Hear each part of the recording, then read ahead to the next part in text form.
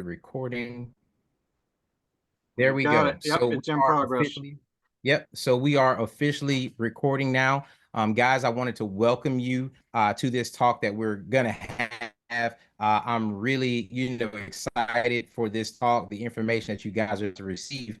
And a lot of you that are watching this, you may be watching the recording, depending upon when you came out, or you may not have been available for the live. But we're gonna have people from a varying knowledge base that are going to watch this and view this. So what I'm going to do is I'm going to take a couple minutes, start with the lowest denominator, and we're going to build our way up from there. And I think it's going to be pretty cool, the way we go about doing this. So I'm going to go right here to my screen. I'm going to go straight to share here, back to the beginning, and we're going to go here. All right. So if anyone needs to get in contact with me after, guys, here's my information, my email address, my website. Please feel free to go out there and check it out. And I'm not going to spend a lot of time talking about me. I just want to dive straight into this information. So with that being said, here we go. So I'm going to start this off before I turn it over to Wade with some basic understanding for those that are new to the cannabis space. Now, what you're currently looking at is a picture of the 2018 Federal Farm Bill, current definition of hemp until it gets updated and changed. And basically it says hemp, the term hemp means the plant cannabis sativa L and any part of that plant, including the seeds thereof, all derivatives, extracts, cannabinoids, isomers, acids, salts, salts of isomers, whether growing or not, with a delta 9 THC concentration of not more than 0.3% on a dry weight basis. So basically that's a lot of verbiage, guys, and I'm not gonna dive into it too deep, but just give you some basic understanding so we can move on. So to make a long story short, if the amount of delta 9 THC is over 0.3%, that is a marijuana plant, Schedule 1 narcotic, federally, bad boy list, all that stuff. But if the delta 9 THC per the federal level is below 0.3%, that's no longer a Schedule 1 narcotic. That one is, good to go for interstate commerce. You can fly on an airplane with CBD, things like that. As long as you meet the size, weight, requirements, and things like that. So, good to go.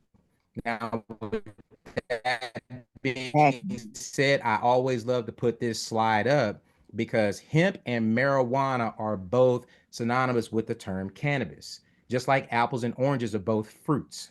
What we're currently looking at here, this is a variety of hemp that is growing in a field. Now, when you look at it, okay, it looks like the other. They look the same, they smell the same, they smoke the same. The only difference is one to get you higher than a kite. The other one, you can smoke a telephone pole of crap and it won't do nothing to you because it doesn't contain enough THC. Okay. The only way to know the difference between the two is to take some of the buds and the leaf of this plant, send it to a laboratory, get it tested for THC content. And then when you get those results back, that'll tell you whether you have hemp or whether you have marijuana, depending upon how you grew it. Now, what we're going to talk about next is this one grows 4 to 6 feet tall. Okay. There's another variety of hemp, once again, below 0.3, right? That grows 15 to 20 feet tall. And that's a midget. That's full grown. Okay. He's standing in the field of him. This stuff gets really tall, guys. This one here over 5,000 in W. Now, anything out of plastic. First, second draft of the Declaration Independent pay, here in 19, I believe it's 43, made a car.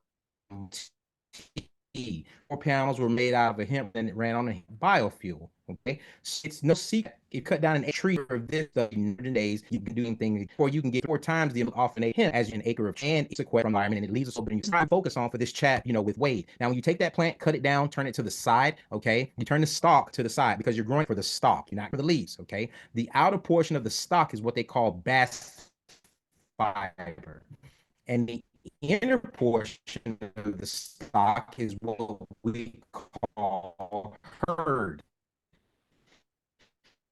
You're still on the slide. Oh, did we lose you? We're having some technical difficulties. There we go. I don't know what happened. Sorry, guys. I No apologize. problem. Yeah, it was a bad connection, and then the slide was just still on the guy standing in the hemp field or the CBD Okay. field.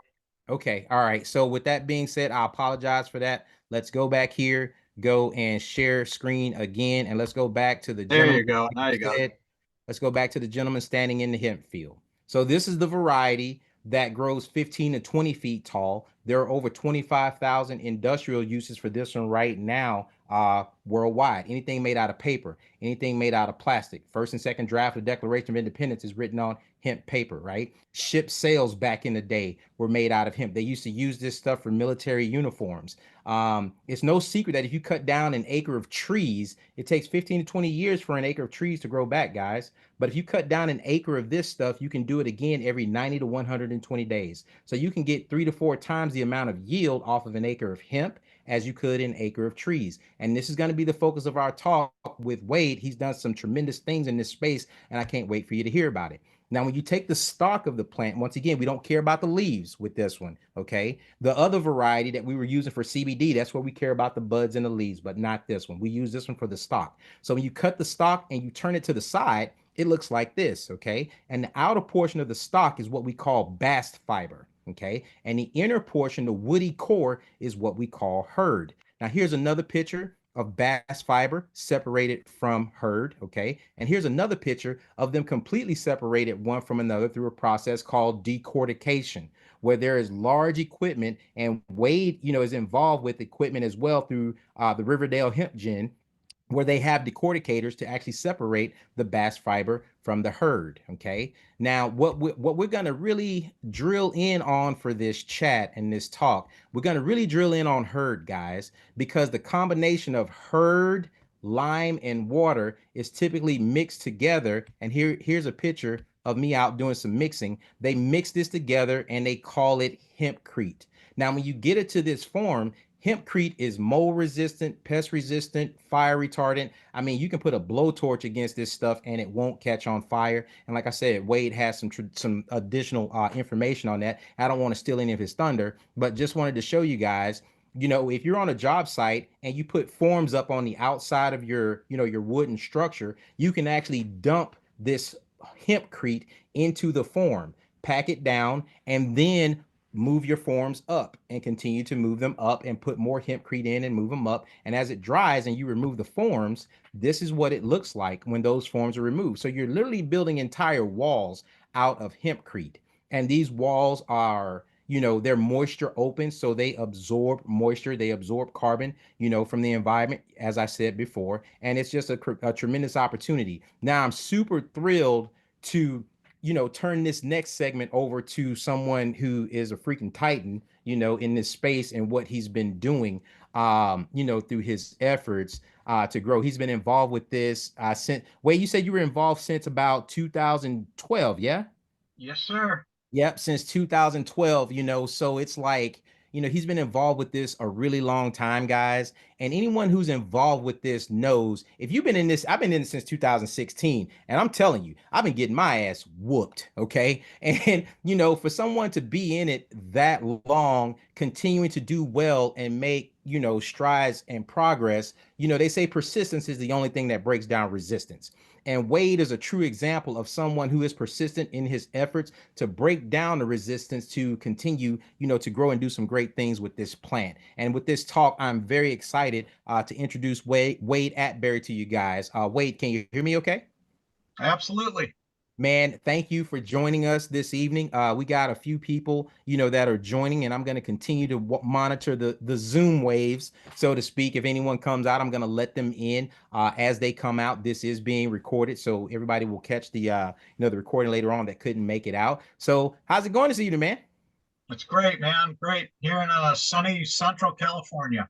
Man, I'm down here in Alabama myself. It was nice, sunny here today as well. I'm talking to you. I'm multitasking. I got the Zoom going. I got the Super Bowl on right now, watching that as well. So we are doing great things. Man, how did you get involved with this crazy plant? Like, where? So, it's kind of funny, but a lot of us in the industry, well, probably half the people in the industry plus, started out in the cannabis side, right? Hmm. We all believe in the plant. And in 2012, when I met people like Chris Boucher, one of the OGs who was, making surfboards out of hemp 30 years ago. Nice. The Larry Servins of hemp traders, importing clothing and selling it, Hmm. and Dion Markroff, who passed a couple of years ago. Dion and Mr. Boucher uh, brought me in under their wings and told me, hey, hemp is, cannabis is great. Hemp is, medicinal without the high. So learned Hmm. all about that back in 2013, 2014. I launched a CBD vape company. We were one of the first people to put CBD in vape products. It was Okay. in over 3,000 smoke and vape shops, all over the country. Rode that wave up and right off the cliff. Biggest thing is, I come from a construction background. When I was 18 years old, I had over 30 people working for me hanging sheetrock. Hmm. So, and I did, remodeling of vintage homes, 200-year-old homes in New England. And you'd think a 200-year-old home would, just rot to the ground. Well, Right. today, houses that are built today won't be here in 200 years because they will have rotted to the ground. But back then, we didn't insulate homes. We used horsehair plaster and had an open cavity in the wall. And we just burned a lot of wood in the winter to keep it hot and open the windows in the summer and hope you had a breeze to keep it cool. But without that trapping moisture in the wall, they didn't rot. The sill Hmm. plate, the bottom plate against the granite stone, that's the only place it really rotted, unless you had, water that was channeled into a place that could rot and couldn't dry out. So Hmm. when I started learning about industrial hemp and that it's, hempcrete, how to make hempcrete, and that hempcrete is vapor open. Hmm. So because of my construction background, I understood what it's going to take for framing to do a real hempcrete house. Now, the standard, and a lot of people do center stud framing, like you saw in the pictures there. Hmm. I have designed a double stud wall, and that's not unique. People have done double stud walls before because you can separate those walls out. You can go, 9 inches, you can go 12, you can go 16. With hempcrete, it doesn't really help you to go much more than 14, 16 inches. The sweet spot, like in the tropics, is like 8 or 9 inches. Hmm. Super, super cold areas, maybe up to 16, but you kind of lose the factor after that. It really, there's no benefit to having that much more in there. Hmm. So I designed a double stud wall design, but one of the things is being vapor open, you don't want to put plywood or chipboard on the outside. You don't want to put Tyvek over it. You don't want to put siding over it. You don't want to put latex paint over it. And on the inside, you don't want to put plastic up against it. You don't want to put sheetrock up against it. You don't want to put latex paint and trim and caulking up against it, right? Hmm. Hmm. Because that's a petri dish. That's Yeah. now when you have a leak, and trust me, nobody has built a house to date that doesn't have a leak eventually, right? Yeah. Right. Just it doesn't happen. So Hmm. you get water in there, now you have a perfect place for black mold. Black mold's just horrible. It's killing people. It's making people sick all over the country. In the Hmm. deep south, it's really prevalent because it just Sure. stays so humid down Hmm. there. We don't have an air quality control test for housing, right? So you have to have a plumbing permit. You have to have your framing inspected. You have to have your roofing inspected, your window inspection. Your concrete foundation. You have all these inspections. Can't have a house without a flushing toilet. Yeah. All these things that they say you have to have. But okay, well, how's the air quality in the house? Because Yeah. it's at least 5 times worse than outside on a in a good home, right? Hmm. Problem is, if we had air quality testing so that you actually had healthy air, like you're supposed to have a structurally good, well built house, we wouldn't pass. There isn't a house that would pass. It's not going to Hmm. happen. The off gassing from all, especially the new construction stuff, this off gassing, just forget it. You'll never pass an air quality test. So Hmm. that's another beauty thing about having a hempcrete home is that hempcrete is hemp, lime, wood, and then covered in a lime plaster inside and out. Hmm. That lime plaster and the hempcrete are vapor permeable. So they absorb vapor and can release it. So say your house floods out right up over the roof. No big deal. Drain it out, dry it out, move back in. No damage. It's not going to There mold or you go. mildew. Now, there are issues with hempcrete houses. People say, oh, we've seen mold on hempcrete. Hempcrete, when you have hydrated lime, you mix it with water and wants to petrify back into limestone through the carbonization process. So that's a chemical reaction that happens, right? So when we take lime, we mine limestone, we pulverize it, we heat it up to 1800 degrees. We've changed that chemically. It's now hydrated lime. You reintroduce water into it, you mix it up. It wants to continue to petrify by eating carbon, CO2 out of the atmosphere. So CO2, C is the carbon, O2 is oxygen. As it eats CO2, it releases the O2 back into your house. It Okay. keeps that carbon. So lime walls get denser, they get harder, they get heavier over time. They'll petrify into stuff as hard as cement. Cement is the hardest on day 29. When you pour cement, it's a 29-day cure. That's the hardest the cement's ever going to be. It starts becoming less hard every day after that. So Right. as where lime gets harder every single day after that. They've found lime embankments in Egypt that are 3,000 years old in the salt Wow. water because it just keeps absorbing all that carbon and keeps making it harder and petrifying it harder than stone. There's scientists that are convinced that a lot of these big blocks in the pyramids were poured. A limestone, a pozzolan, a volcanic ash mixed and poured in place. That certainly explains why there's never been a single chisel found. Yeah. You would think with 200 million blocks, or 2 million, 20 million blocks in a pyramid, you would think you'd find maybe one chisel. A chisel, they've never discovered a chisel. So how do you explain that, right? So lime can petrify over time. That makes our walls very sturdy. Now, hempcrete is considered an insulation, not a structural product. Right. So I like a double stud wall. Studs on the inside, stud wall on the outside. We put our sheathing up against one side. We use a sprayer that I've developed. We spray the hempcrete in. We pull that sheathing. We take a comb on a big brush. Basically, it's a round brush on a drill. We comb down the inside. We go right against the stud. That brushes it down even with the stud. Now you have two flat surfaces. We put a lime plaster over that. I go a little farther because one of the inherent problems with having a double stud wall is you have that outside. The wood is now even with the hemp. So as Right. we're a center stud wall, the wood is embedded.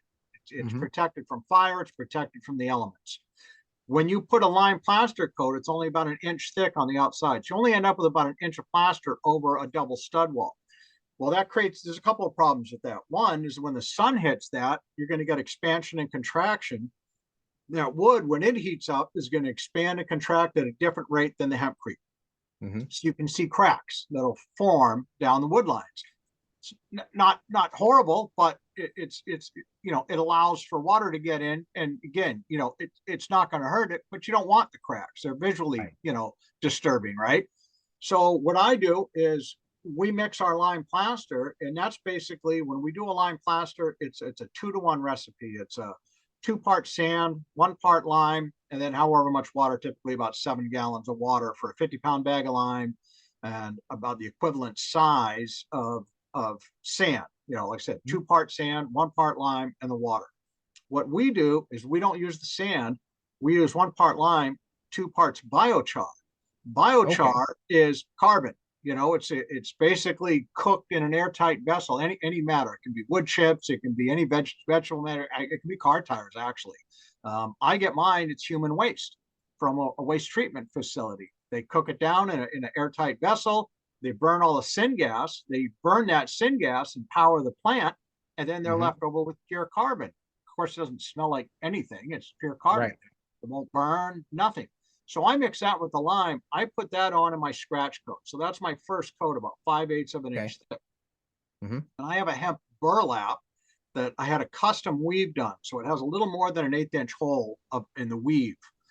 I stick that to my first base On coat on top of the scratch coat. on top of the scratch coat, inside and out. Yeah. Now I take a 1/4 inch notch trowel like you use for glue or floors, or the same trowel we would use to put a scratch in it to get that second coat to key onto it to lock in. So now we just work that burlap in. It's no extra work. you're Yeah. already going to do a scratch coat anyway. This pushes it in, it comes out through that. So now that's embedded in there. And that holds that first base coat of lime and all that biochar up against the studs and then all the way along the wall. So you have your base Okay. coat. That hemp canvas acts like Kevlar. It makes it super strong. That wood can expand and contract at a different rate inside. That crack's not going to go through the canvas. So you're not going to see it from the outside. Then we do Mm, our typical lime plaster finishes, another couple coats on the outside, and we can color our lime plaster at any color we want. right. This makes the house extremely strong, right? I mean, virtually bulletproof. Hmm. So we'll do some testing, but I guarantee shotgun doesn't go through regular hempcrete. Uh-huh. So a 22, something even a little bigger, I just don't even think it's going to go through it. But when we do hurricane tests, they blow a 2x4 out of a cannon at 220 miles an hour, right? Hmm. That's going to bounce off our wall, leave a little maybe imprint. You can go cover that back up with a little bit of Yeah. lime plaster and you're done.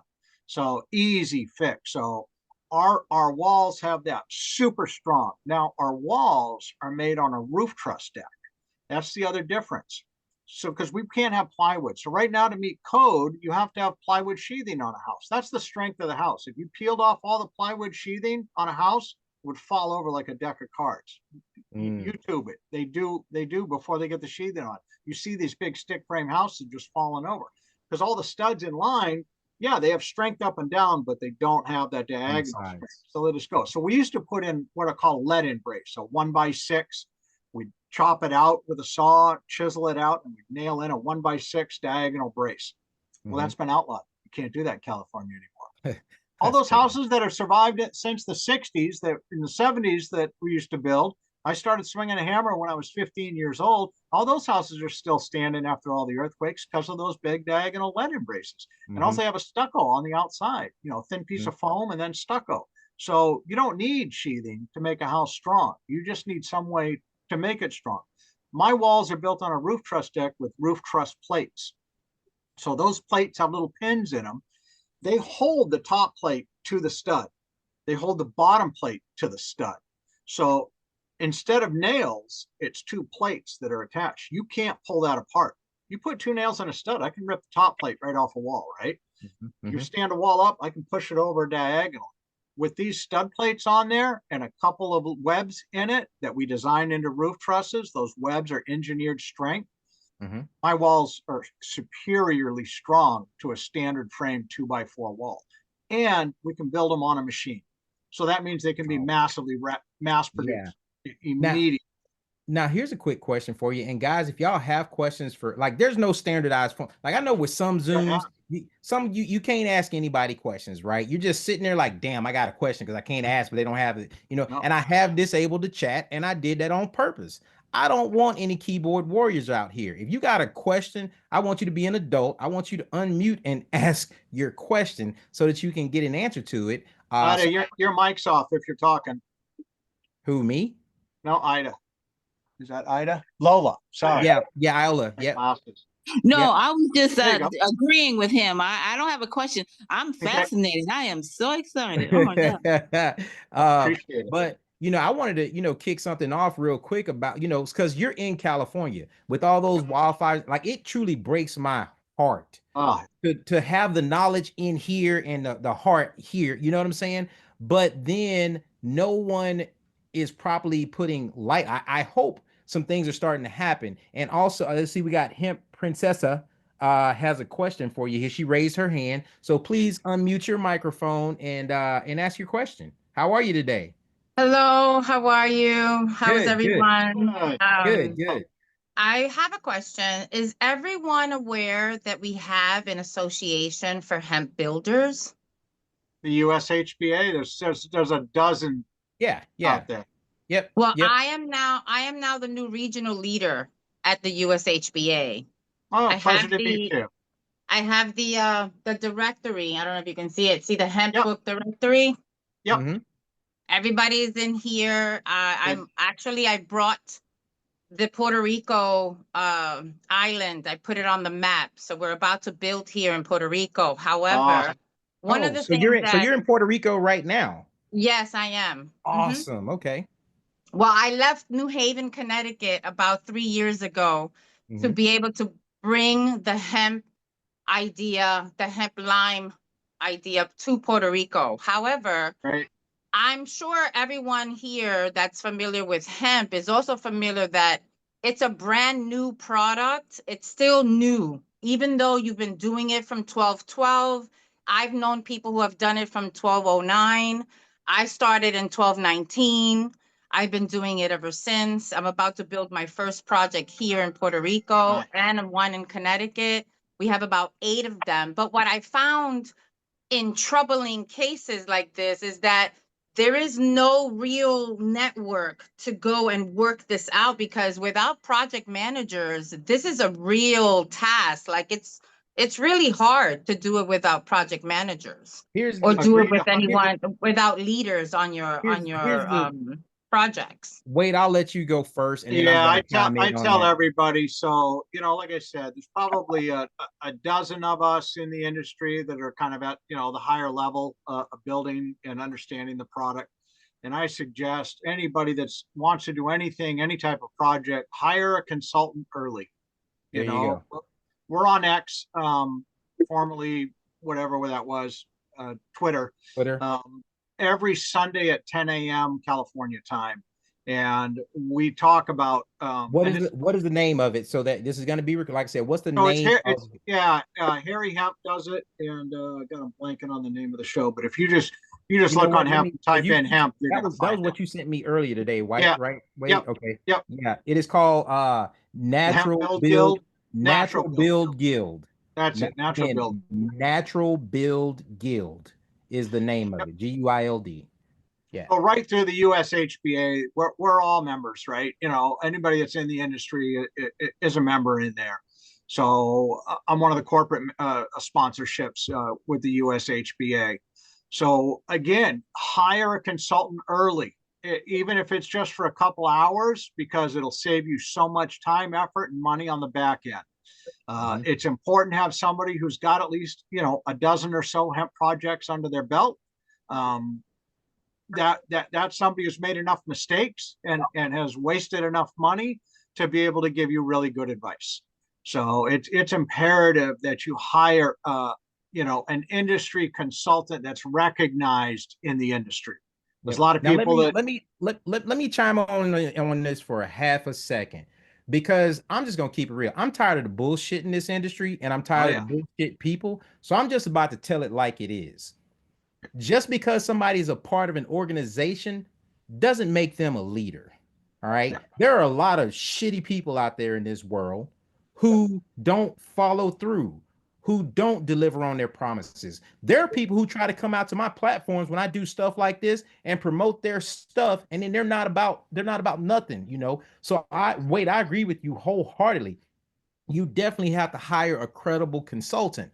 But man, there are people that are raising their hands saying that they are leaders, and they are nothing. They are dog shit. I'm just gonna it, say it. They're there's not. people that have been in it in years that J cannot do a project. JJ, I want to say that I met a real leader in this industry, and I've been in this industry for 5 years. And I met Yeah, Harry Gage I Jr. started in 2016. So I've Harry Gage been in a hot minute. Jr. Harry Gage Jr. is one of Henry, the leaders of the USHBA, and he is one of the 11 people who put it in the codes. So he's a leader that puts his word where his walk is. Let's just, how do I put it best? Let's just keep this talk to Wade and what he has going on, because there are certain things that I know about a lot of people, and a lot of that I'm not going to put out here. I'm not going to put people's business out in the street. yeah. But we are going to use this platform to talk about what Wade has going on, and how we can further efforts as a whole. And I'm not trying to take any shine off of anybody, Not gonna. but I There like. shouldn't be any shine over anyone. We're all in the same industry as it is, whether we're pioneers. This is brand new to the Oh yeah. public. but hemp Yep. has been around for 5,000 years. Absolutely. Hemp has been used in Look at that. every which way possible, from Right. ropes to clothes to gasoline to everything. I mean, I'm new in this industry, but I Yeah. understand what you're saying. There's no Yeah. shining light to everyone, but if we all work together, there's only one formula: hemp, herds, water, and lime.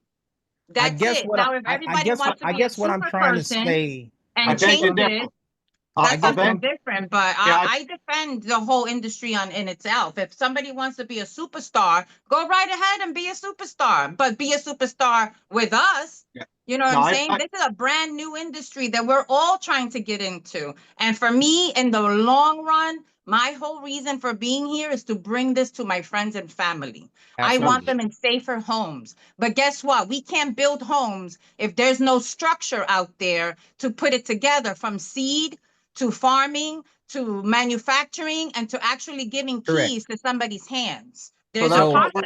There's a that's what we're lengthy doing here. process to this. Yep. So that's so what with we're that- doing here at Tiny Hemp Homes. Yep. Is Exactly. we've purchased a 70,000 square foot factory, and we are going to mass produce tiny hemp homes out of there. And our homes sit on earth screws, so they're up above the ground, because we don't want anything to contact the ground. You don't want hempcrete to contact the ground. You want that to be able to have some airflow underneath there, and that's imperative for a true hemp home to really work. You don't want to build a hemp home on a cement slab.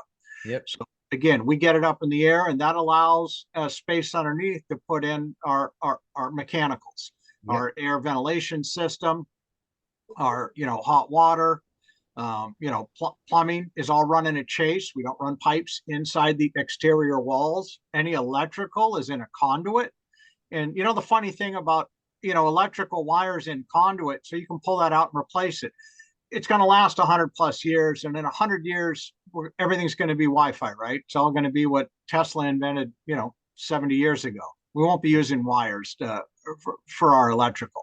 But that being said, our homes are mass produced and they're built to last virtually forever. We do a metal roof. It's a standing seam roof. It's one pitch. You can put two of these units together to have a peaked pitch. But our vent pipes don't go up through the roof. We don't put holes in our metal roof. They go out up through the soffit on the outside of the building. So again, we have fireproof windows. Our windows aren't very big. Our windows. Hey, wait. I'm Go ahead. sorry. You have this young lady's had her hand up for a while. Carolyn, yes. Yes. Carolyn, I'm sorry. No. We're trying to get to you, but You're fine. I just wanted to say hello. Hello. You guys have been talking so long. I didn't mean to interrupt the flow. no, it's okay.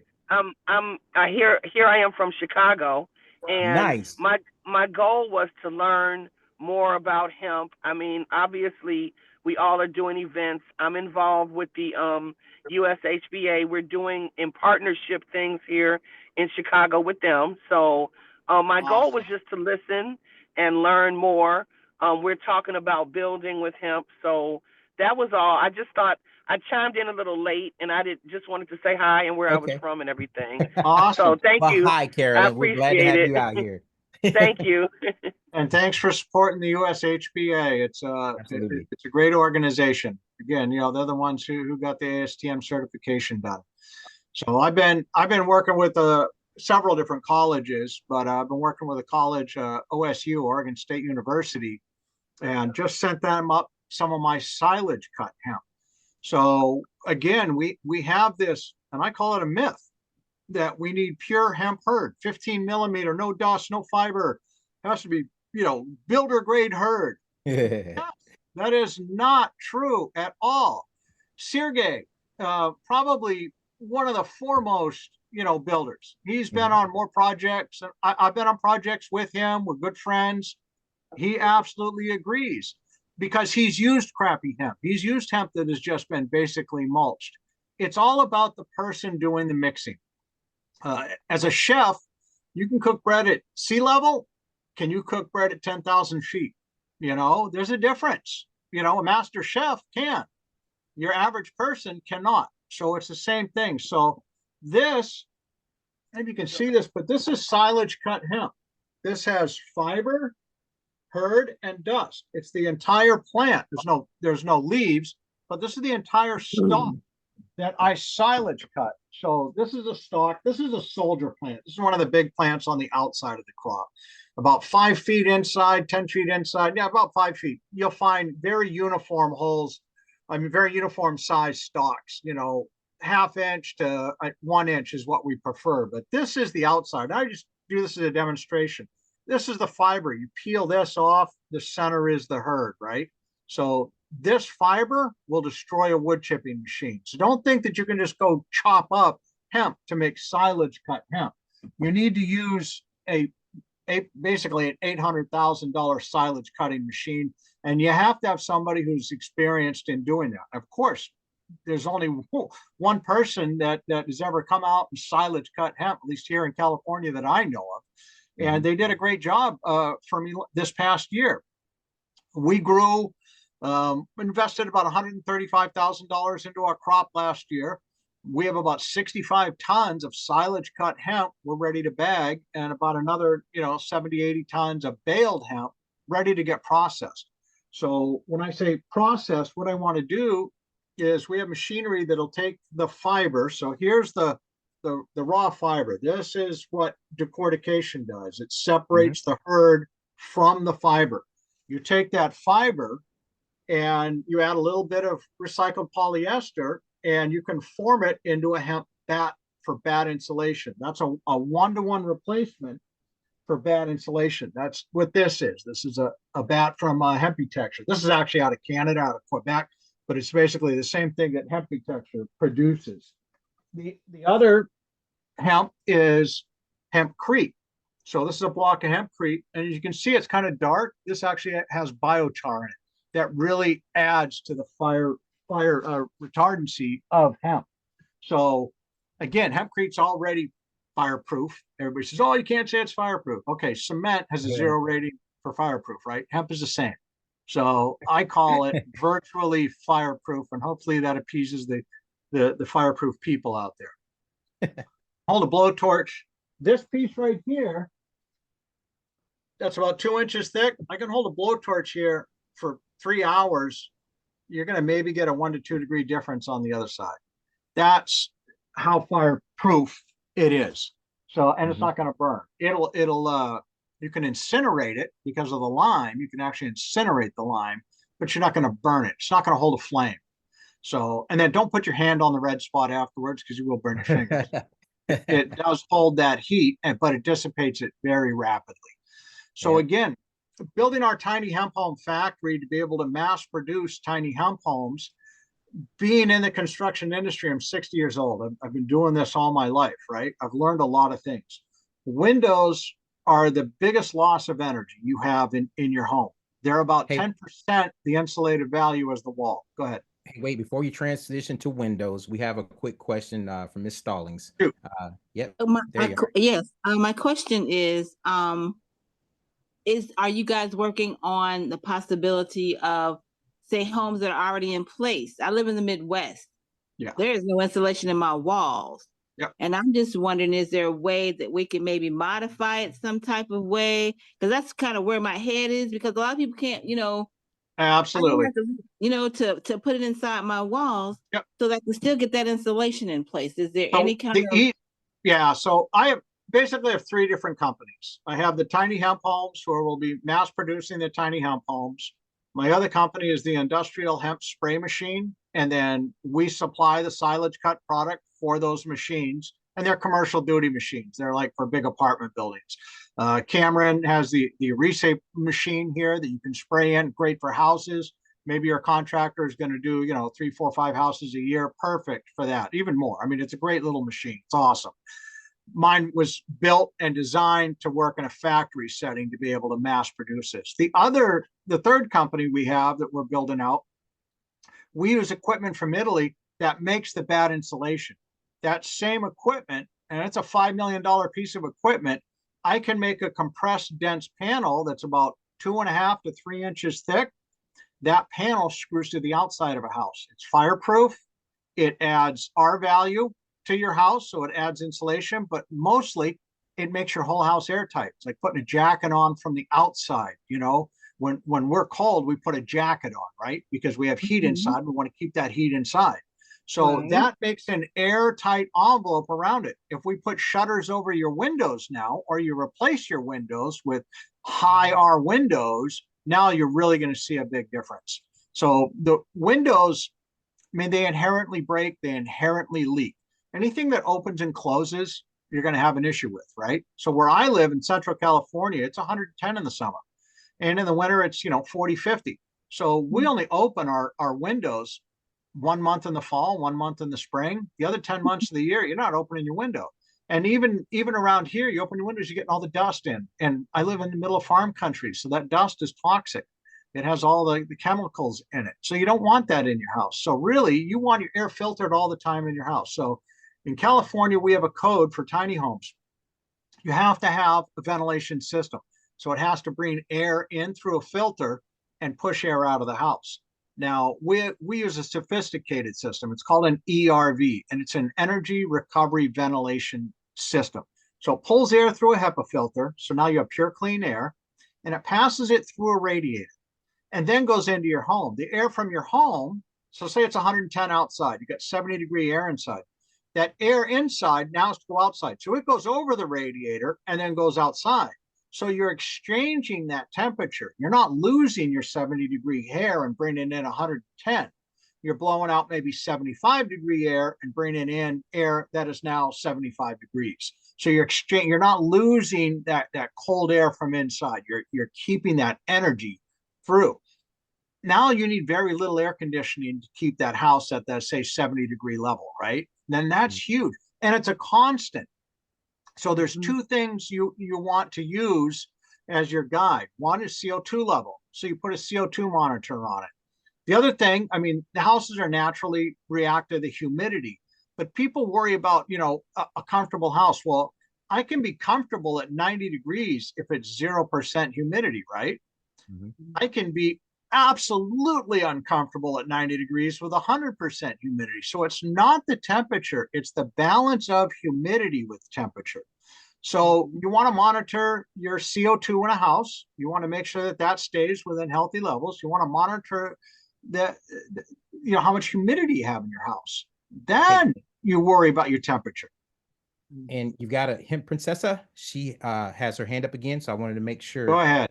I'm trying to catch it just right. I'm trying to catch it. You got it. Yeah. What are your thoughts on retrofit? I actually went to a house that was retrofitted from the inside. So there's possibilities that we can take existing structures where they are at the moment and see where we can de-gut them and not actually take out the outside shield of the house, but the inside of it. Off the outside. Gut it out and then retrofit it with hemp. It gives you the same thing if it was just all around hemp 100%. So we're working on creating teams throughout the states, United States of America. So all of them are included, Chicago. Oh, you froze up there. We lost you. Oops. We didn't cut you off. Yeah. So let's see if she comes back.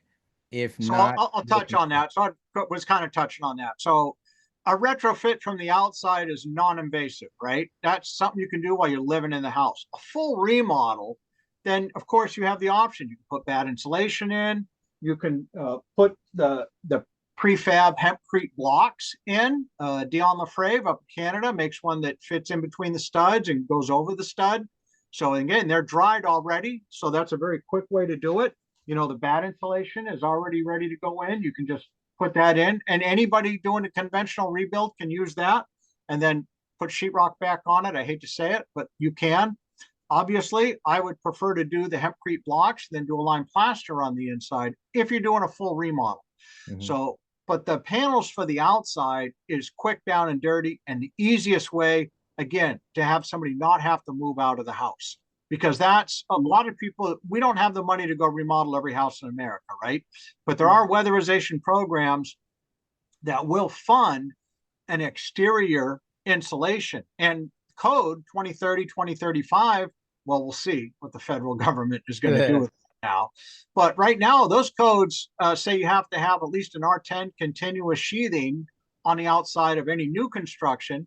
And if you remove sheetrock from a house, you now jump into that new construction code and you have to have that R10 sheathing on the outside. And you have to meet minimum fire requirements now, and of course, insulation requirements. So again, I want to get away from re-adding vapor barriers. That is the key thing to a healthy home.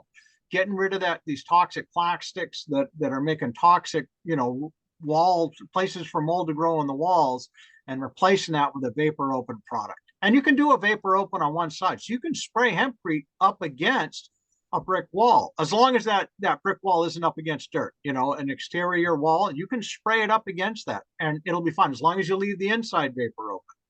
So, and just wanted to remind you about your pictures that you had too, Wade, just in case. Yeah, I don't want you to forget about them. If we're good with flow, cool. Just wanted to remind you that they're there, and I've got them. Yeah, let's go ahead and show the first one, and I'll just talk about each one because they're great, basically conversation starters. Okay. All right.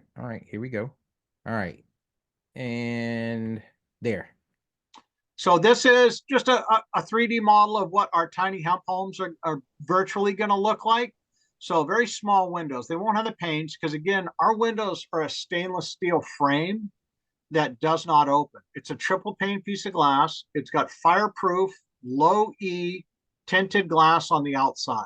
So that fireproof glass is not bulletproof, of course, but it is tempered. So it's tempered and fireproof. So with the triple pane, we're going to get, about an R15 out of our windows, which is far beyond the R3 of a normal window, right?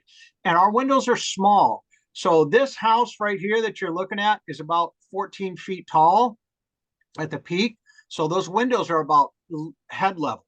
And then there's a loft upstairs, and there's another window in the loft. Again, this is just a quick 3D rendering that we're using. But those windows don't open, they don't close. That means your window's going to last forever, right? If it has no moving parts, there's nothing to wear out. So you're going to get 100 years out of our windows. As soon as a window fails, you'll see, the fog inside. Well, that's from opening and closing it. You've now fractured the seal inside that window pane. And that's how you get what's called a failed window. And now it's not working anywhere near as energy efficient as it was intended to. So you've gone from an R3 to basically nothing. You might as well put your hand against it. It's the same temperature as what's outside. These windows, you put your hand against the inside piece of glass, it's virtually maybe 10 degrees difference from the outside to the inside. It could be 0 degrees outside, 70 inside. That window is going to feel like it's 60 degrees inside. And again, because it never opens and closes, it's never going to wear out. And people say, oh, well, we like big picture windows. Well, in a tiny home, now you've just created a fishbowl. You don't want big, huge floor to ceiling windows in a tiny home. You don't want them in any house, really. Yeah, visually, you think they're cool looking. Your heating and cooling skyrockets when you do that. You've created a greenhouse. That's why we build greenhouses out of glass. You get in a car and it's super hot. You don't have tinted windows. It's the same thing that a house does. So you want small windows. You want them up high. You let the light in. If you want to look out and see something, you get up to the window and you can see. Otherwise, if you're standing back, you look out the window, you don't see the traffic. You don't see anything. You see what's up there, which is a nice visual thing to see. If you need to see outside, who's at your door, who's in your yard, you walk up to the window and you can look out and down. But people from outside, you have privacy. They can't see in now. So that's a big thing about windows. And a lot of people, again, want big windows. Trust me, if you're trying to heat and cool and you're trying to make an affordable house and affordable to live in, you want to make sure that that's very cheap to heat or cool. Hempcrete inherently in itself is going to make that heating and cooling very cheap anyway. Now with smaller windows, you've really helped that situation. Same thing, a fireproof door. Our hemp is on the bottom with the lime. And of course, that roof is now a single piece metal roof or standing seam metal roof. And it overhangs 2 feet all the way around the outside to keep the weather off of the house. So are you ready for me to go to another slide, or you want to stay on this? Sure. Yep. Okay. And so this is what a tiny hemp home community will look like. And that's really our goal in the company. When we start, we know we have to make ADUs. Those are one-offs that people are going to buy, stick in their backyard, whether it be an office or a home for an elderly or the kids. their first home.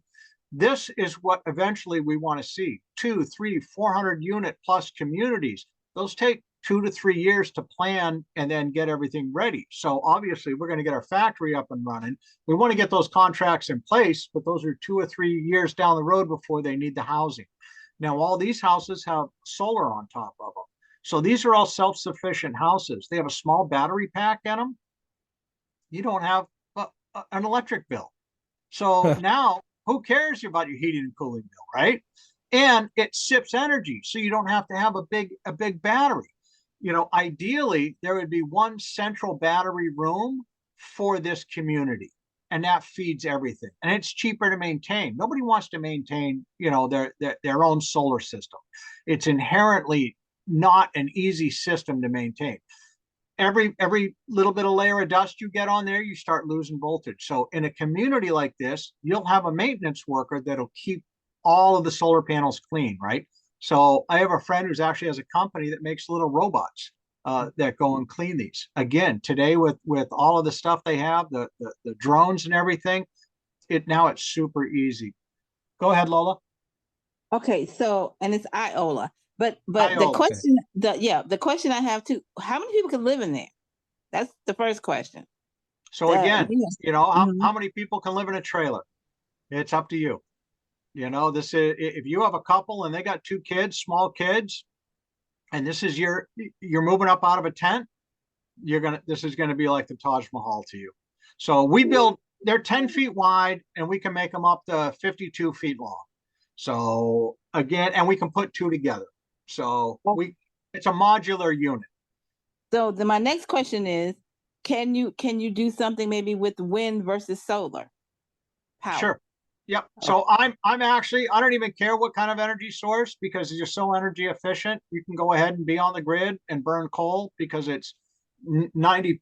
These are going to be 90% plus efficient. You'll be fine. Got an inside I can look at?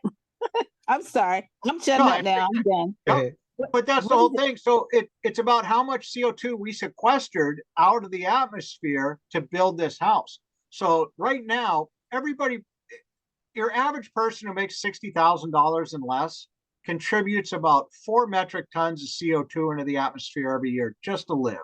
That's your average person, right?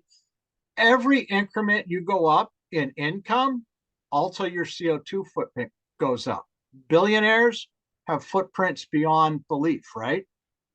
When you do one of these houses, you're sequestering, say, 15 metric tons of CO2 out of the atmosphere. Well, so for one person, you've got 4 or 5 years of a CO2 bank. So no matter what you do now for the next 4 or 5 years, you've offset your CO2 into this planet. So I don't even want to get into the whole climate crisis. It's a real thing. It's scientifically a real thing. For people who don't want to believe in science, I'm sorry, but that's all we have is science. Your cell phone is science. Give up your cell phone if you don't believe in science. But we, for 10,000 years on this planet, had 320 parts per million of CO2 in the atmosphere. In the last 125 years, since we started burning fossil fuels, we have now gone up to over 420 parts per million of CO2 in the atmosphere. All right. That's 100 parts per million out of what used to be 320. Now we're at 420 plus, and it's a spike. The hockey stick goes like this for 10,000 years. And then in the last 125, it does this. So there is a CO2 climate crisis. This is what's causing the problem. We didn't have any huge volcanoes. We didn't have any huge methane leaks that were out of normal. It's burning fossil fuels. That's our methane leak, is the fossil fuels we're pumping and pulling out of the ground and burning. That's what's caused the CO2 to go up in our atmosphere. That's what's heating the planet up.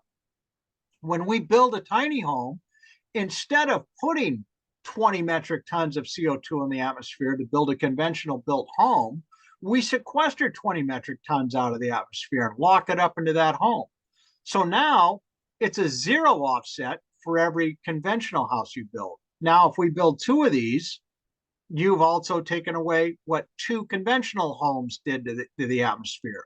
We build 1,000 of these, you can build 1,000 homes conventionally. We didn't add CO2 in the atmosphere. So it's a seesaw effect. Using carbon negative products, my hemp t-shirt, hemp homes, hemp plastic. So everything we replace that's already, spewing out CO2 to make, we make it out of industrial hemp. We've sequestered that CO2. So it's not just a net zero, right? It's we've offset what you're burning. So like, I have a 1-ton truck, right? I have a diesel truck, I have a gas truck, I burn a lot of fuel. My carbon footprint is still negative because of how much hemp I've grown just this past year. And for me, that's my carbon footprint. I've sequestered so much CO2. I race a go-kart, right? I use maybe 3 gallons of gas in a weekend, but the fuel to get to the track, right? I've offset all that. I could race for 100 years and not be contributing to the CO2 climate crisis because of how much CO2 I sequestered. Okay. One more question, and I promise you I'll shut up. Oh, please. So if that's what I understand the way how you're trying to restore balance in the atmosphere. I understand that piece of it. But my other question is, everybody, you're asking us to and eventually we can get to where you're looking here, but how can we modify it to what we already have in place today? Because to me, this is futuristic, and maybe you don't think so. 3 years might be futuristic to you. But what if we can figure out a way to be able to modify what we already living in to fix it so that it helps restore some type of balance as well? And that's kind of where my head is, because I understand what you're actually doing is reinventing the wheel so that it works better going forward. But what we have so many things already in place now, that's going to be tough because to convince people to come out of where you live in and go, even though I'm sorry, I got this thing in the background. But but come out of where you're living and go here and leave what you already got going on, leave it completely behind in order to restore balance in the world. That's a tough thing to ask somebody to do. So I'm doing it. We think that'll work. So I'm doing it. I grew 50 acres of hemp last year, right? So I pulled that CO2 out of the atmosphere last year. It's sitting in a pile. All that carbon is now locked up in that pile. So we're going to bag it and we'll use it in our homes. We purchased a 70,000 square foot facility. Now we need to finish raising the funds to build that factory out. And so that's what we're doing. By growing hemp every year, this is our 5th year that I've been here at the Riverdale Hemp Gin. Tom's been growing hemp on his 10-acre test plot. He offsets his carbon footprint. This is the 5th year going that we've been doing that. So that's the immediate thing. Donate to our GoFundMe campaign. All that money goes into carbon negative products. Again, I want to grow another crop this coming year because that's something that happens today. You can go to growers. You're talking to growers. So you're asking us to donate to something that we already grow where we live. So if I can help you with what I've already grown to help you develop what you're doing and be a part of that portion of it, I'm willing to do. But I'm going to be honest with you. The funds that I have, I've invested already into what I'm growing. So I can't give you anything like that. I can help you with what I have, but I can't give you money for something that I'm out in my field growing here where I live in Wisconsin, Missouri. I don't know what that's about, but in Wisconsin. That's great. Keep growing. You're doing your part.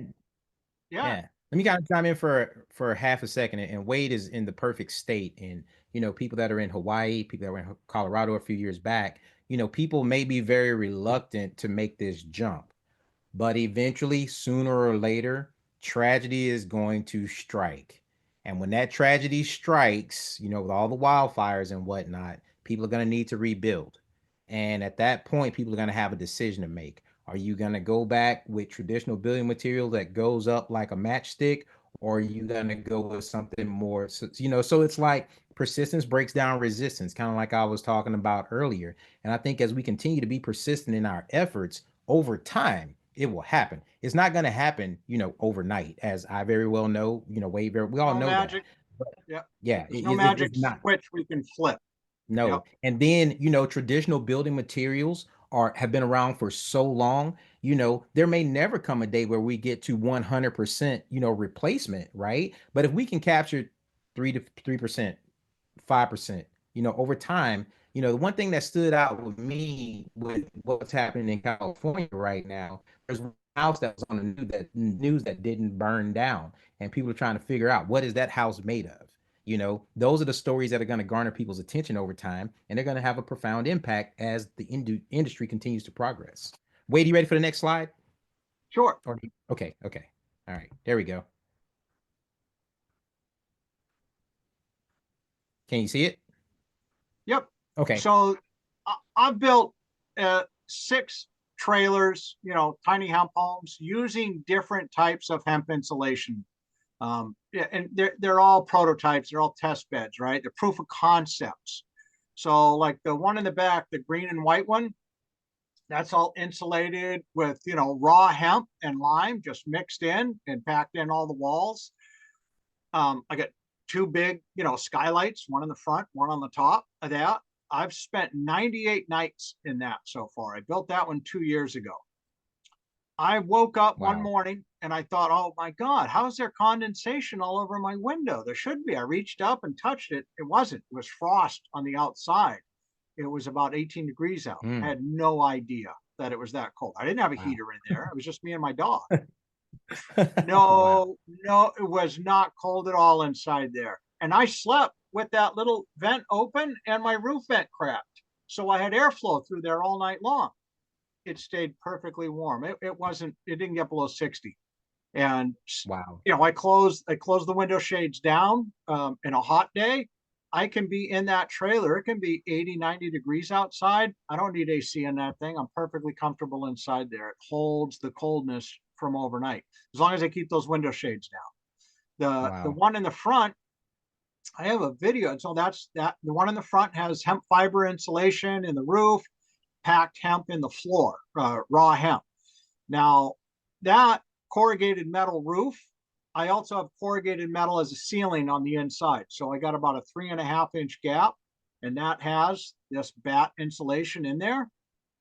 I took a thermometer gun, it was in the sun. I pointed it at the front, right there on the nose. It was 145 degrees. No, it was 175 degrees in the sun on that metal. You touched it, it was 175 degrees. I went inside of it, pointed the gun at it, it was 75 degrees. 100-degree delta. That's crazy. Just from that hemp insulation. So again, proof of concept vehicles. I said I built half a dozen of them. If you look in the trailer way in the back there, you'll see a white trailer. I live in that right now. That is a hemp canvas roof. So the roof was rotted. I had to rebuild that thing. So I did a hemp canvas and what's called a poor man fiberglass. You basically glue a hemp canvas down to it. And then I put a silicone layer over that. So it's been 4 years. Perfect. Doesn't leak. I added hemp insulation into it. I mean, again, I live and breathe a hemp and have for many, many years now. Ready for next slide? Or yes, sir. Okay. And this is here at the Riverdale Hemp Gin, which is a cotton gin that's been converted over to processed hemp. So this is one of what I call the soldier plants. Again, like what I have here, right? It might even be that same one. So that is the outer layer of an industrial hemp crop. That's a 10-acre plot. You see all the smaller ones inside? So these big ones, the wind hits them. As they bend and break, they grow and they get really tough and really thick. They protect the inner crop from the elements, from the high winds. Not only that, all of those outer plants, that's what is infested. If you look, you see, if you're familiar with growing marijuana, you know what spider mites are. You see some of these leaves look a little deformed. They have spider mites on them. But you go in 10, 15 feet, there's no spider mites. There are beneficial mites that eat the spider mites. So the bad mites are on the outside. The predator mites are 10, 15, 25 feet in. And then from 25 feet all the way to the center is all the beneficial insects that thrive inside of the hemp crop.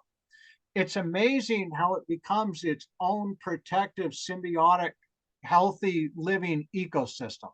And that's what blows me away about an industrial hemp crop. So we've had people from UC Davis, the entomologists, come and do studies. They stick those little yellow sticky things all over the place, and then they read what type of bugs are on there. So that's how we learn that the predator mites are inside eating the bad spider mites on the outside, and all the beneficial nematodes are all inside thriving. So the inside plants are super healthy. Just amazing. Wow. And of course, when Next those leaves slide. drop, we add nitrogen to the soil. The roots break up the soil, and the roots add nitrogen to the soil too. Mhm. So when we harvest that, we sickle bar it, lay it down, all the leaves dry off, they stay in the soil. We come back 10, 12 days later, because it's 110 here still in September. It's dry as a bone, and then we silage cut that. So all of our processing for the spray machine and for our hempcrete mix is all done in the field. Wow. Ready for next slide? Yeah, please. Okay. There we are. So again, that's our hemp field. That's those are all hemp plants right behind me there on one side. That's me either going or coming from a trip. But look at the size of that leaf. So those are solar panels, right? That's what's keeping the plant alive. Now, when you go inside, you'll see leaves all the way up the outside of the crop, but you go 5 feet in, there's no leaves on those stalks. There's only leaves at the top. And we harvest that, we cut all that down just as it's starting to show sex. So it's before the flowers start to open and pollinate. That's our cue. Cut it down. So we harvest our industrial hemp before it starts pollinating, before it starts seeding, because we don't want any of the buds. We just want the stalk. So plus now we're avoiding that 0.3 limit, right? Because if it doesn't go to flower, it's not going to create those terpenes and that heavy THC. So even though the Chinese land spray strains are notorious for going hot, we harvest before they do. So we have to have a test.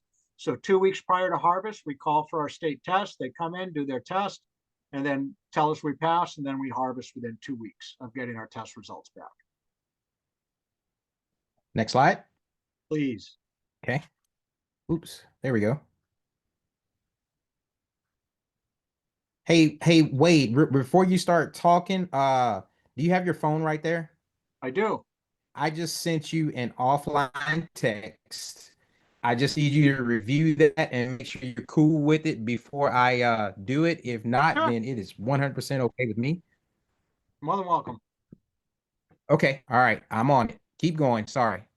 Yep. So this is, again, industrial hemp crop. All right. It's not marijuana. It's not a CBD crop. This is industrial hemp. And again, both those shirts are made from industrial hemp. I can't wait till the day we actually get to start making that stuff here in America again. Can you imagine all these TikTok kids instead of blowing up diesel trucks, that they actually get to have a clothing line? That would just be absolutely impressive. All right. Next slide. Oops. Next slide.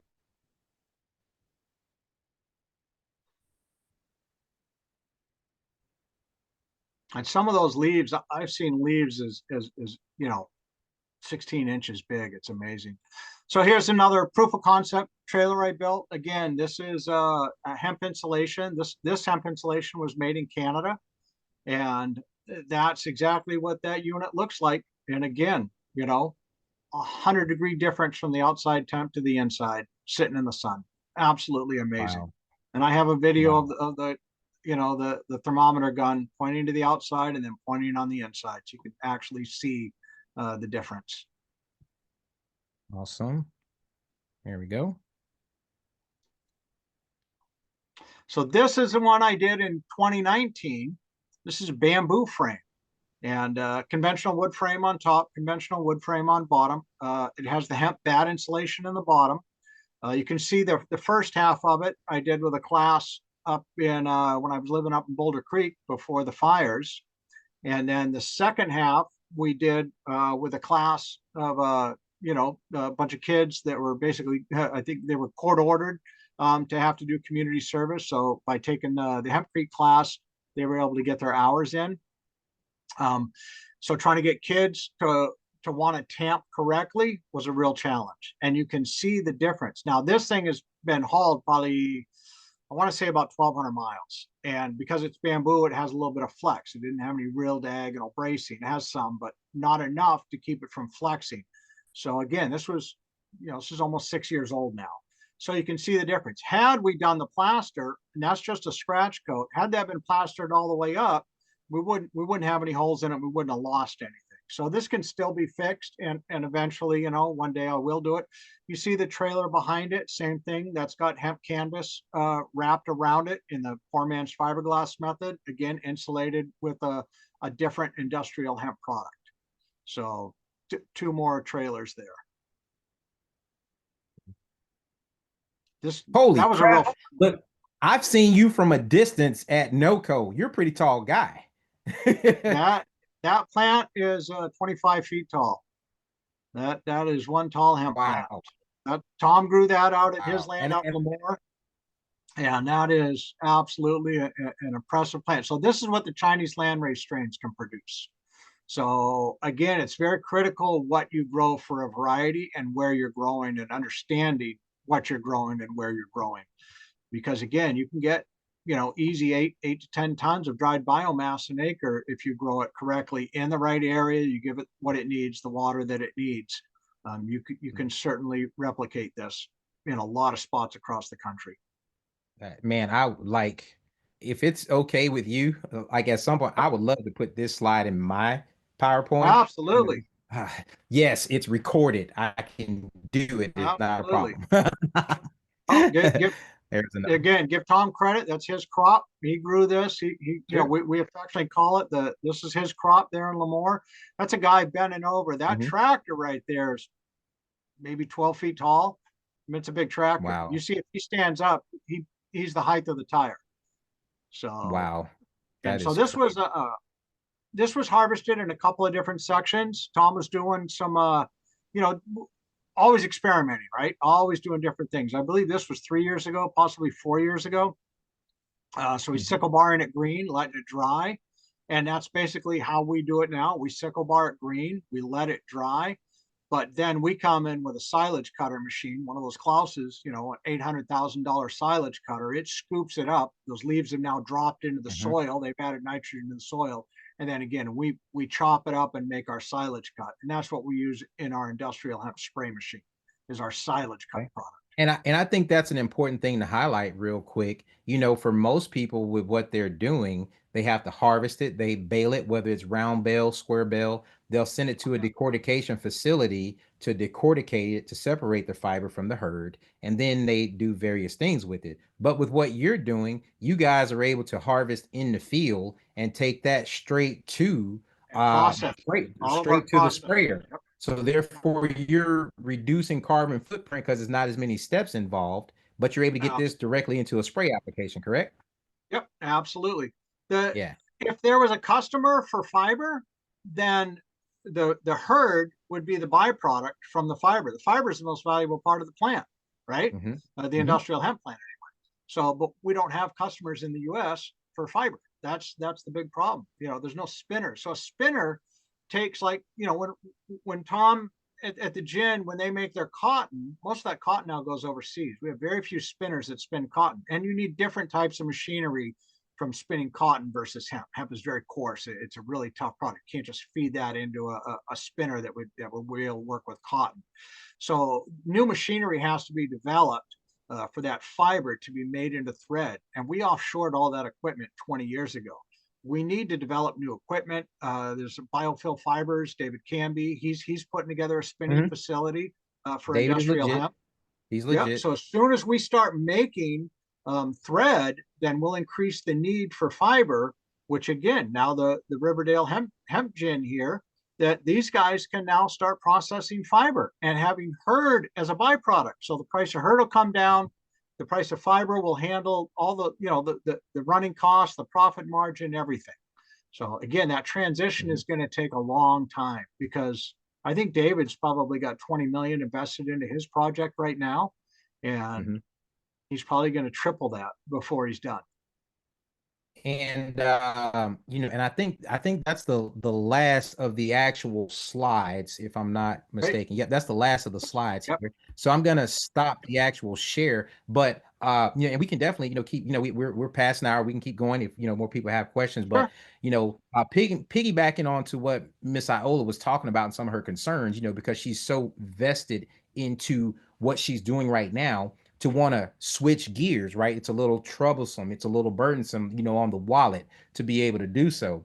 And I think one of the great things to point out with your model, Wade, with tiny homes, a lot of people, if they're already tight financially, they can't go and build a big house of this Yep. stuff, right? So by being able to do the tiny home model, create that proof of concept, um, what to say, breadcrumbs will lead you to you collect enough breadcrumbs, you get a whole loaf of bread. Yep. And I think, tiny hemp homes is a great way to segue into, full, large scale. I mean, not everybody, can do this. I know the U.S. Hemp Building Association has some great efforts right now, some things that they're doing. They've got some real heavy hitters, in terms of what they're doing with the Hemp Building Association. There's also Hemp Build Network, as well as a couple of others.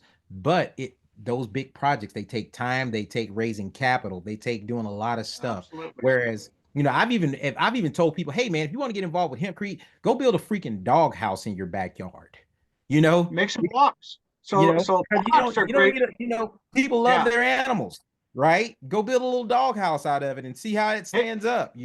Harry Hemp has been making blocks and he screws them to the outside of a house and then puts a lime plaster coat over it. He's done a couple of houses like that now.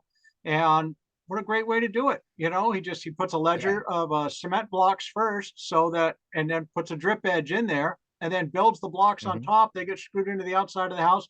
He didn't take the siding off the house or anything. He just added this, put the lime plaster coat over it. Uh-huh. That lady couldn't use that section of her house in the winter or in the summer.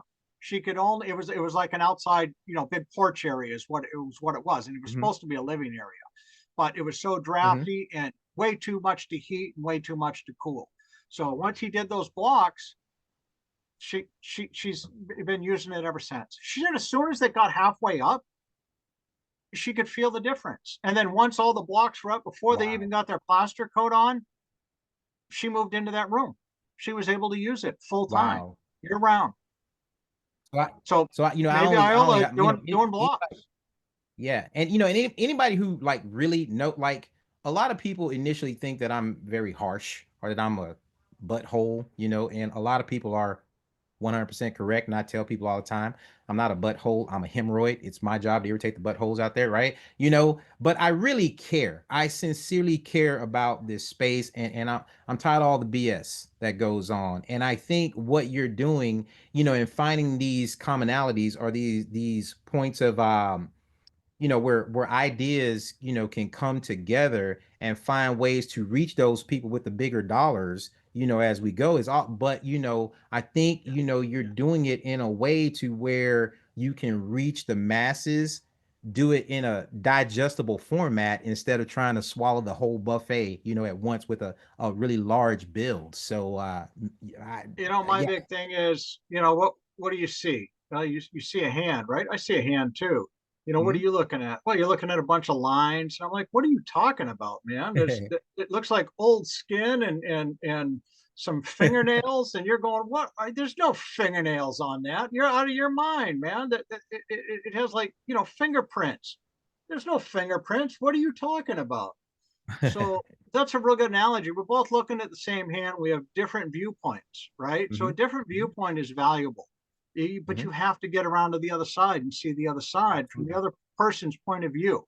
And that's Absolutely. really what helps. If you can't communicate with somebody and have that level of understanding from both sides, it's not a good relationship. And stop, Yep. move on, And because I think that's what fighting makes it with hard each in other. this. Yeah. I think that's what makes it really hard in this space, is because a lot of people are very passionate about their message and what they want to do, but their delivery absolutely sucks. and they expect everyone to just listen to them because they're passionate. And that's not always the case, you know. I mean, you get more bees with honey than vinegar. And I cannot, stress that enough. And before we wrap up, how do people get in contact with you, with if they want to further what they're doing in this space and they want to get in contact? And because JJ is not the broker, guys, JJ's the dude who's doing the Sure. Zoom to try to help everybody out. But how do people get in contact, with So you? I'm 60 years old, so I'm a Facebook guy. Wade Atteberry is my personal Facebook page. I post a lot of hemp stuff on there. tinyhemphomes.com, and not tiny hemp houses. That's a good friend of mine, but tinyhemphomes.com. So John Patterson has tiny hemp houses. I've got tinyhemphomes.com. So Okay. go to our website, follow us on Facebook, Tiny Hemp Homes, also on Facebook. So, but we need to build our Nice. followers. Everything's about social media. We don't have yellow pages anymore, right? Nobody picks up the newspaper. Yep. I mean, growing up, I would get the newspaper, sit down at the diner every morning, drink my coffee, eat my breakfast, read the newspaper. Now it's drink my coffee, eat my breakfast, and look at my phone. That's how Yeah. I get my news. It's kind of neat because I'm not just getting one point, right? I'm going through Right. all the different places to get my news. I follow a lot of different people in the hemp industry, and I'm really excited. I think that I think we've had a setback with the administration that just came in. Green building is not a priority. CO2 climate crisis is not even a thing. And that's unfortunate because all that grant money that should have gone into this industry is gone. So again, to me, that's the biggest travesty. And who knows, it could be even bigger travesty. We'll find out here. But the fact Mhm. that everything has to be now private funded, and that's a tough pill to swallow. If you can't get a grant, um, man, it's on the backs of private investors. Now you guys have secured the facility, but where are you guys at in terms of what you need to further your efforts if someone does contact you? Yeah, so we're still in about a $12 million raise now, and to build out the factory. We need a $5 million piece of equipment to make the bat insulation and to make the exterior panels and a couple other products that machinery can make. The rest of the money goes into the tiny hemp home manufacturing part of it, and then the industrial hemp spray machine, and keeping the crops coming in so that we can get that product bagged and then get that certified so that we can actually, because when we sell you the machine, we want to sell you the silage cut hemp to go with it, because that's what it's designed for, is that Mhm. fiber. That's the machine is designed to be able to handle that fiber. And that's Got important. You don't get the bounce back. So typical spray machines, you get a lot of bounce back and you're cleaning that up. With that fiber in there, it eliminates positive 95%, stick. yeah, of the bounce back. So that really makes a big difference. So even whether you're going to make SIPs, so panels, or you're making blocks, the spray Mhm. machines, it's like a 3D printer, right? It's the way to go. You're spraying it all in there. So, and without that bounce back, you're not losing any product, and you're not having to now pick it up and refeed it into the machine. And that makes a big difference. So, as technology, obviously, I'm not the sharpest tool in the shed here. There's people that are going to take it, and this is the foundation. This is the first step, the starting level, right? It's going to keep developing as we go. My Tanny Hemp Home, is everything I have from all my experience to put into it. Somebody's going to come along and improve upon that design, and I think that's awesome. I think it's absolutely incredible. You let people keep improving on stuff, and we'll finally get there. Again, Yep. we need to start that seesaw. We need to start offsetting the carbon that is being put into the atmosphere, and we can do that with industrial hemp, whether it be a Yep. T-shirt, clothing, plastics, building, industrial building supplies, insulation is where I've dedicated everything to. So that's what I'm focused on. And I personally, I sincerely feel like, I get smarter every time I host these Zooms, right? Because I sit back and I shut up. I literally listen to the expert give out the information and I find a way to kind of, relay it later on to the masses. But man, like starting out little and gradual progress, working your way up, that's really the way to go. versus trying to go big too soon, lose funding altogether. You can't do anything because you locked. But if you made those gradual, that gradual progress along the way without regardless of, don't look left, don't look right. We're still going. We're gradually getting there. We're always building and moving forward. I think that is truly the go. And you will have the masses attracted to that as time goes on. So you'll get setbacks, and the difference is between giving up after a setback or doubling down and moving forward. That's it. And that's it. You just got to keep moving forward. You know, surround yourself with like-minded people, surround yourself with people that, want to do what you want to do. You're all in agreement. There are always going to be differences. That's fine. But, as long as that main line is there, you keep moving forward on that, and you'll get there. Yep, absolutely. So before we wrap, I just wanted to give our guests, because a few dropped off, but does anybody have any additional questions or want any additional clarification from the subject matter expert? Because like, to hit JJ up afterwards, I'm gonna be like, nope, you gotta talk to Wade. So somebody ask a question, ask Wade, so JJ gets smarter while you're asking your question, please. I just want to do what I just want to do. I'm sorry. I just want to do this. I don't care. That's the only question. That's the only question I have is, how can I do this thing? I want to do this thing. You said you're growing hemp now? Yeah, I've been growing it since they allowed us to grow in Wisconsin. And but she's been growing. You've been growing for smokable, right? No. You've been growing for industrial the whole time? Yes, because we aren't allowed to grow for smokable here. We got to follow that 0.3% thing. You know what I mean? So no. So what do you do? What are you doing now? And how much did you grow? And what are you doing with it? Well, I'm storing it. I live on a small farm, and I have corn. Have what do you call them? Corn cribs or whatever. Yeah. So they're so it's all dried out. I just it's just sitting because I don't have no way to. Yeah, is it bud or is it stalks? It's stalks. Okay, so you don't have any, and there's no flower, there's no bud. It's just the stalks. No. Yeah. Yeah. So I've got them in the corn crib, and and then I got them in the barn down in the. Bale it?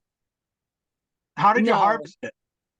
We went through and chopped that crap down. By hand.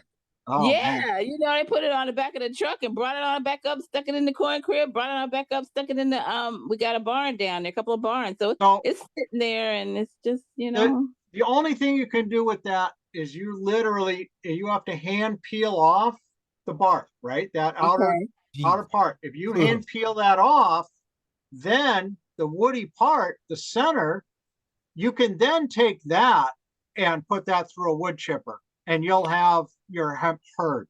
But you have I bought a wood chipper. I have a wood chipper. I got that.